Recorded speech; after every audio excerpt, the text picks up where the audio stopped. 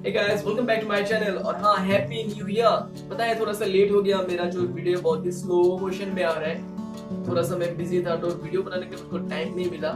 नया नया साल है, सब कुछ नया है। बस मेरे घर में एक पुराना पेंटिंग है, उसको मैं आज यहाँ पे कुछ मॉडिफाई करने की कोशिश करूंगा। मैं आप लोगों को पेंटिंग दिखा देता हूँ। ये रहा मेरा पेंटिंग, 10 साल से ऊपर हो चुका है तो इसलिए इसका जो कलर है वो फेड हो चुका है। इसका ये जो मॉर्निंग सीन है उसको मैं कन्वर्ट करूंगा एक इवनिंग सीन तक।